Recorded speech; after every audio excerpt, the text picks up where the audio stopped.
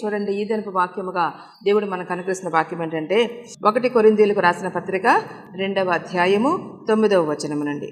ఇందును గూర్చి దేవుడు తన్ను ప్రేమించు వారి కొరకు ఏవి సిద్ధపరిచెనో అవి కంటికి కనపడలేదు, చెవికి వినబడలేదు, మనుష్య హృదయమునకు గోచరము కాలేదు. దేవునికి స్తోత్రం. ఇది అందరికీ దేవుడు ఈ వాగ్దానాన్ని అప్లై చేశాడంటే అందరికీ చెప్పట్లా. ఏమని చెప్తున్నాడు? దేవుడు తన్ను ప్రేమించు వారి కొరకు. ఎవరిని ప్రేమిస్తున్నాడండి?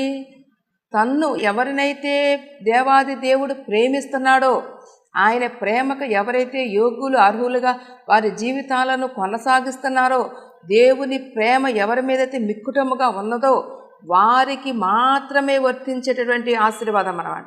దేవుడు తన్ను ప్రేమించు వారి కొరకు ఏమి సిద్ధపరిచేస్తున్నాడు? ఏవి సిద్ధపరచనో ఏం చేస్తానంట? సిద్ధపాటు చేస్తాను, ప్రిపరేషన్ చేస్తున్నాడు. ఇంకా చేస్తూనే ఉన్నాడు ఆయన, నీకోసం నా కోసం. ఎందుకంటే దేవాది దేవుడు చెప్పాడు, నేను వెళ్తున్నాను, నేను వెళ్ళి మీకు స్థలము సిద్ధపరచ వెళ్ళుచున్నాను అన్నాడు. ఏం సిద్ధపాటు చేస్తాడంటండి? మన కోసం స్థలము సిద్ధపాటు చేస్తానని చెప్పాడు.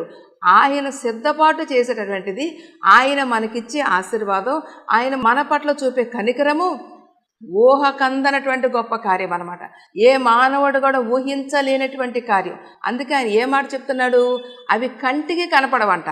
ఎటువంటి పరిస్థితి అండి? మనమైతే ఏమనుకుంటాం? తాకి తడిమి చూసి, ఇదిగో వారి పరిస్థితిని చూసి ఆహా ఓహో అనుకుంటాం. కానీ అది కాదు అక్కడ దేవుడు చెప్పేది. దేవుడు తన్ను ప్రేమించు వారి కొరకు. నిజముగా దేవాది దేవుడు నిన్ను నన్ను ఎంతగానో ప్రేమిస్తున్నాడు. ఆయన ప్రేమ లేకపోతే మనం ఎప్పుడో ఎక్కడో ఏమైపోవలసిన వారమో. కానీ దేవుని మహాకృప, ఆయన ప్రేమ